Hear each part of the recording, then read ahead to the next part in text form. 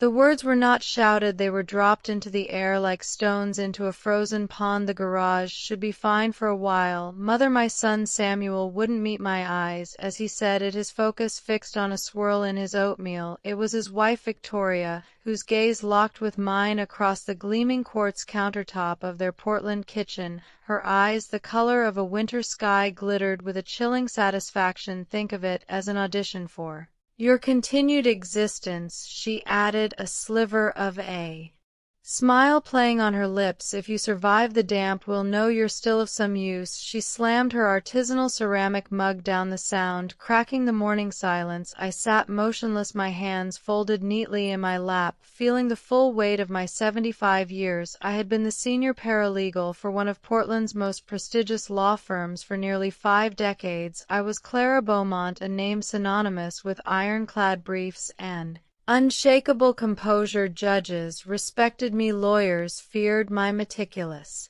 research. After a mild stroke 3 months prior had left me with an unsteady gait, I could no longer navigate the courthouse halls, but I thought I was coming home to my family. I did not realize I was being transferred to a holding cell. We just need the space, Clara. Victoria sighed with theatrical impatience. We're suffocating in here. I had paid the down payment on this house. I had funded the renovation that created the open plan living space she now claimed was suffocating her. I had agreed to move and after the doctors insisted I shouldn't be alone, believing they meant to help. I did not imagine their version of help was a form of erasure, sweeping me out of sight like inconvenient dust. My first night in the garage was a descent into a cold, damp purgatory. My bed was a flimsy cot. My only light was a bare bulb dangling from a cord, casting long, grotesque shadows that danced among the cobweb-draped boxes and forgotten gardening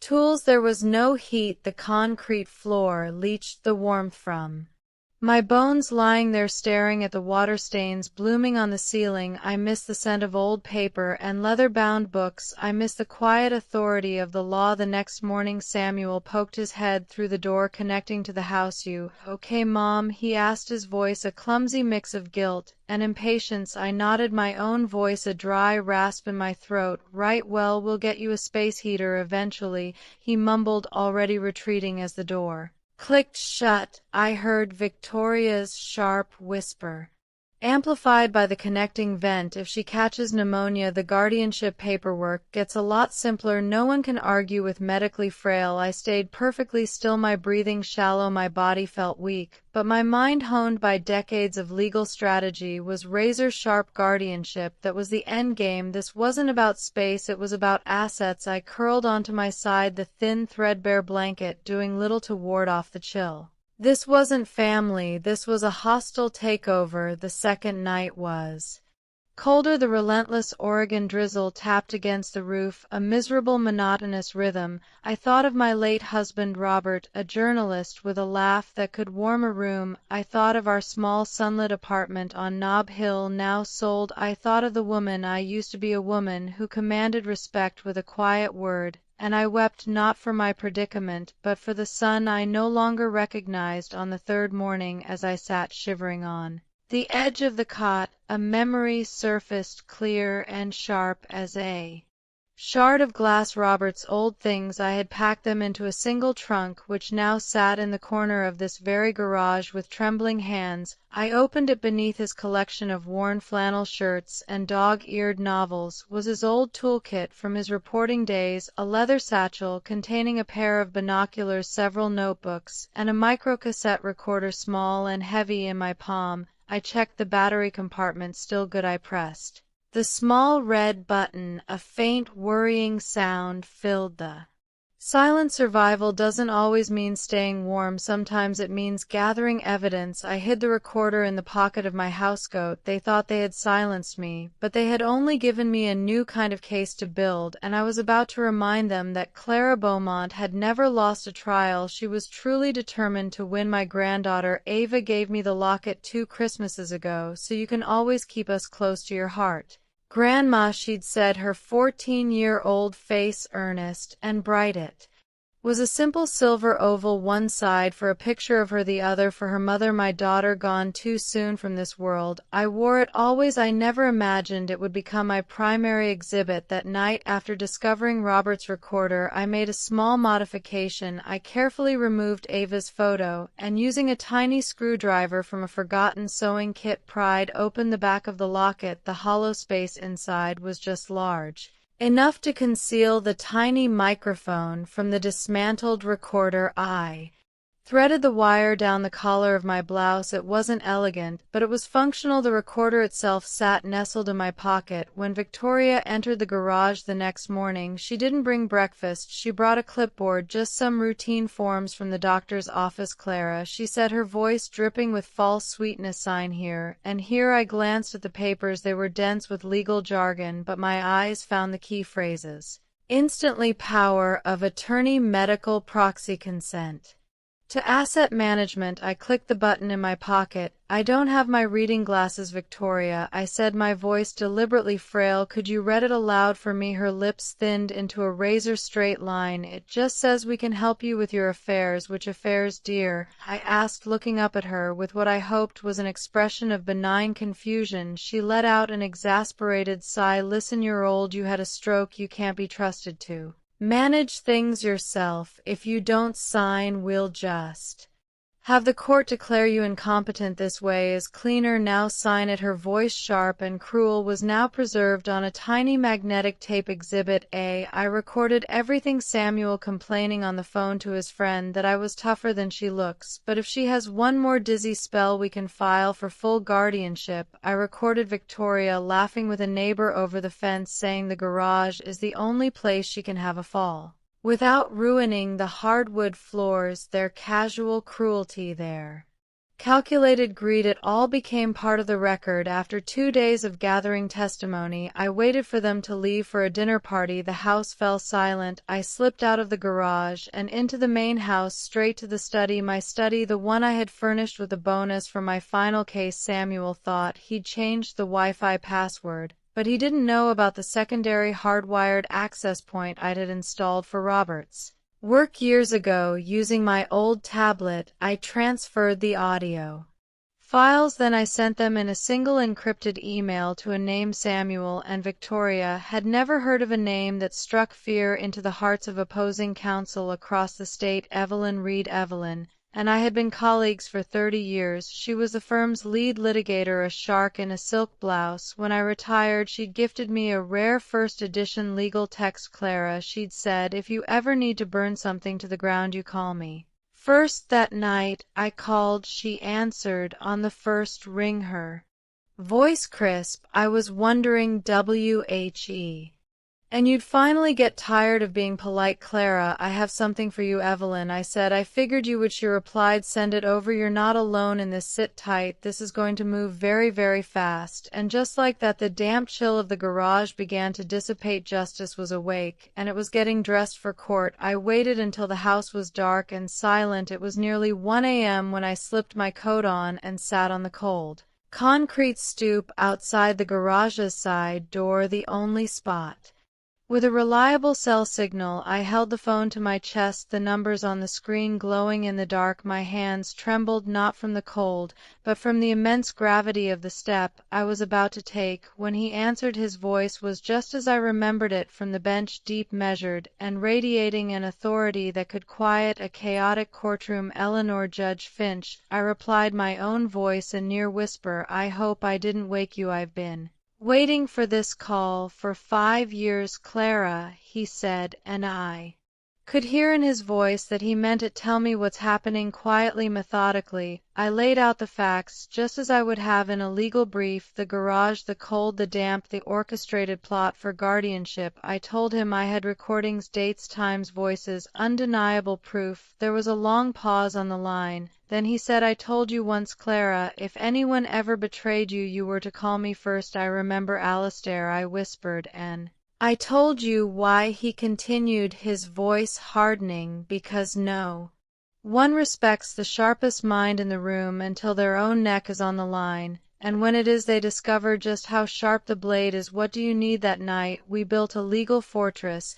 He connected me with a clerk at the Multnomah County Courthouse who worked the night shift by 3 a.m. with Evelyn Reed drafting the documents in real time. We filed an emergency petition. We sought a temporary restraining order against Samuel and Victoria, citing elder abuse, financial coercion, and constructive eviction. We included a motion for an immediate asset freeze, citing the clear and present danger of misappropriation. I didn't sleep. I sat on the edge of the cot, my coat pulled tight, watching the shadows, feeling the tectonic plates of my life shifting. At 7 a.m. my phone buzzed with a text from Evelyn: order granted, emergency injunction approved, enforcement within 12 hours. By noon, while Victoria was at a yoga class and Samuel was on a Zoom call in the study, I walked out of the garage and into the kitchen. I was holding a thick sealed manila envelope. Samuel looked up, annoyed. Mom, what do you want? I placed the envelope on the quartz island, slid it across the polished surface, and said nothing. He laughed, a short bitter sound, thinking it was some kind of joke. He tore it open, then he went rigid. His eyes scanned the header, the quartz seal, the bold type: Plaintiff Clara Beaumont, Defendant Samuel Beaumont. Victoria walked in, sipping a green smoothie. What is that? She asked sharply. She's suing us. Samuel hissed, his face ashen. I filed for a declaration of truth, I said, my voice calm. And even you made the garage my reality. I've made the law my witness. At that precise moment, the doorbell rang hard. 3 authoritative knocks. Samuel stomped to the door and yanked it open. 2 uniformed sheriff's deputies stood on the porch. Samuel Beaumont, the taller one, asked. Yes. His voice cracked. You've been served. Victoria's smoothie glass slipped from her hand and shattered on the floor. What is this? She shrieked.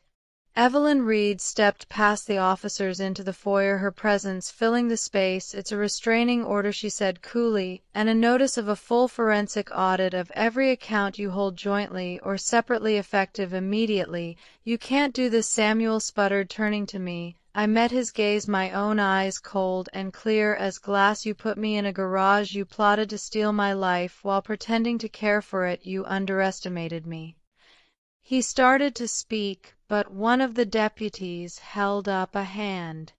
Sir, you are advised that this is now a legal matter. You have 1 hour to pack a bag and vacate the premises. Any contact with Mrs. Beaumont will be considered a violation of a court order and will result in your immediate arrest. The house I had paid for was no longer their playground. The woman they had tried to bury in damp and darkness had returned, protected by the very system I had served my entire life, and this time the gavel was in my hand. Within a week, my story had escaped the confines of the garage and entered the public domain. It began with a tenacious reporter from the Oregonian who got a tip about the emergency protective order. He called Evelyn, who, after consulting with me, granted him an interview. The article ran on the front page of the Sunday paper. The headline was stark: The Paralegal's Revenge. Esteemed legal mind files elder abuse charges from son's garage. It was accompanied by a recent photo of me looking directly at the camera, my expression not of a victim but of a plaintiff. The story was syndicated. National news outlets picked it up. I became, for a brief surreal moment, a symbol. The quiet, elderly woman who had turned the tables using the very tools of the system designed to protect her. The fallout for Samuel and Victoria was swift and brutal. The investment firm where Samuel was a partner placed him on immediate indefinite leave, citing a violation of their ethics clause. Victoria, a prominent fundraiser for a local arts charity, was asked to resign from the board. Their carefully constructed world of social prestige crumbled to dust, but the most significant consequence came from a place I hadn't anticipated. A full investigation was launched by the state's Adult Protective Services. The recordings were entered as evidence. Victoria's cold, calculated statement, "The garage is the only place she can die and not inconvenience anyone," was printed in every story. The court deemed it evidence of profound parental unfitness. A judge issued a temporary order placing my granddaughter Ava in the care of Victoria's sister, pending a full psychological evaluation. I took no satisfaction in their ruin. My goal was never revenge, it was justice, the restoration of truth. I was asked to speak at a seminar for the Oregon State Bar Association. Standing at the podium looking out at a sea of faces, I began, I am not a loud woman. I built my career on quiet, meticulous work. I organized the truth into neat color-coded folders and handed it to the men who made the arguments, but I never forgot how to speak. I was just waiting for the moment when it mattered most. They put me in a garage and called it an inconvenience. I recorded their malice and called it evidence. The room rose to its feet in a wave of applause. I simply bowed my head, grateful to be seen, to be heard. That night back in the small, clean apartment Evelyn helped me secure, I looked around at the simple walls, the working heater, and the comfortable chair by the window. It was a kingdom of peace built not on wealth, but on the unshakable foundation of my own self-worth. The house is still there on a quiet tree-lined street in the West Hills, but it is no longer their fortress. It is mine. The courts invalidated the deed transfer. They had coerced me into signing, restoring my full ownership. I did not move back. Instead, I established a foundation, the Beaumont Project for Dignity. The house was sold, and every penny of the proceeds became the endowment. Its mission is simple: to provide pro bono legal services and emergency shelter for elderly individuals experiencing quiet abuse, the kind that doesn't leave bruises on the skin but scars on the soul. We have a small office downtown. I volunteer there 3 days a week. I don't offer legal advice, I offer clarity. I listen to stories that echo my own, and I tell the women who tell them, if you have to ask if it's abuse, it is, and you're not alone. My granddaughter Ava is with me now. After a lengthy custody battle, her aunt was granted